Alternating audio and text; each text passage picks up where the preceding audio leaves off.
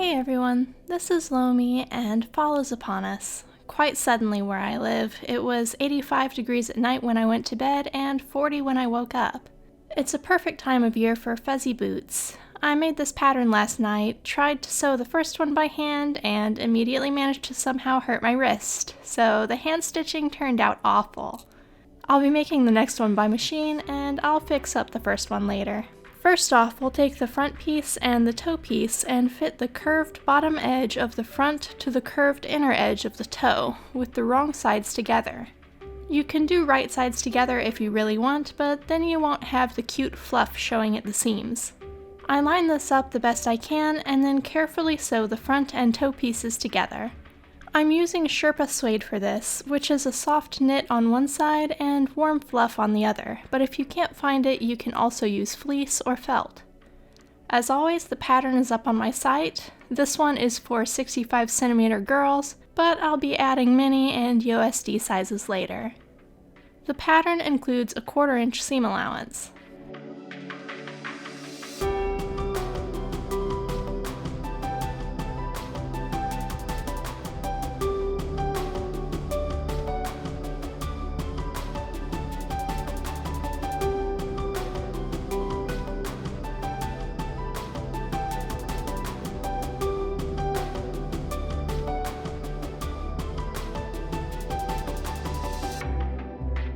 Once that's sewn, we'll put the front and back together.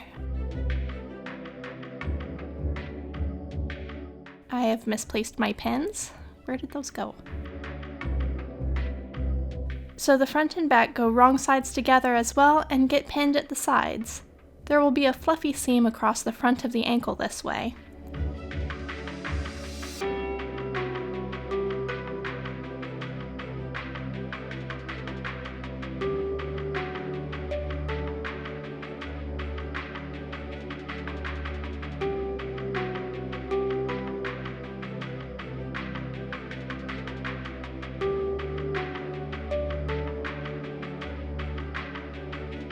This gets sewn with a regular straight stitch.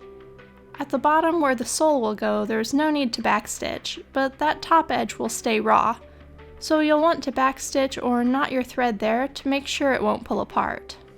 Really thick fabric like this can sometimes be troublesome to sew, so if your machine skips stitches or seems like it's struggling, make sure you're using a new needle and adjust your thread tension and foot pressure settings. Higher foot pressure and lower thread tension can help.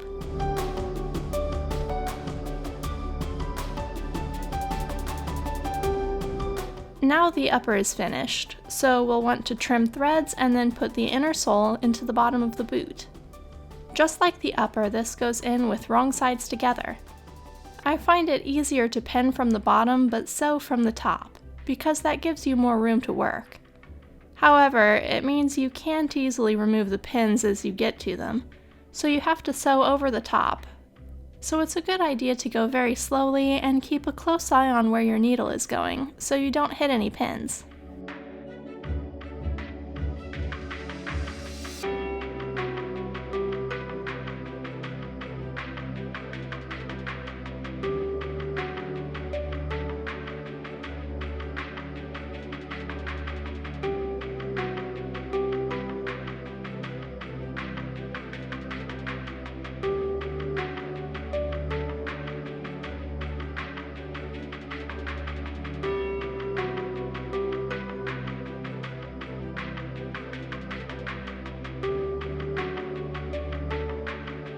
While sewing this piece, you'll need to turn the boot very firmly to guide it into these snug curves.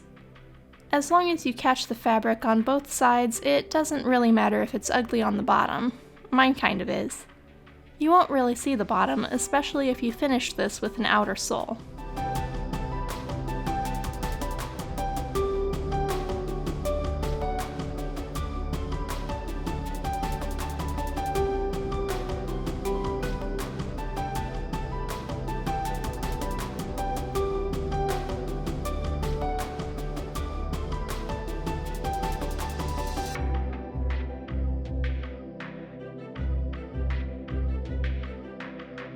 That's it for the main construction though.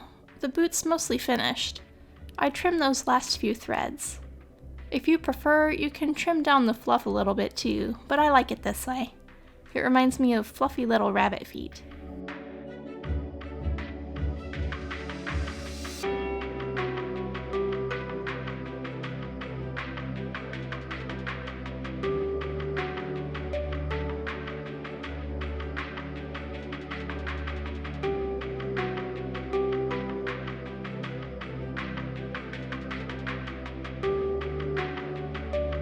The last thing I do, which is optional, is add a foam sole to the bottom.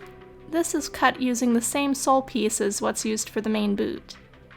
If you've made your boot like me with the fluff sticking out, it'll be the correct size. But if you decide to sew with right sides together so the seams are hidden, you'll need to trim it down about 1/4 of an inch all the way around. To attach the sole, I just use low-temp hot glue, which adheres well to both the suede and the foam sole. To make things interesting, you could always use a bright color of foam for a festive pop. I think red would look really good, especially for Christmas.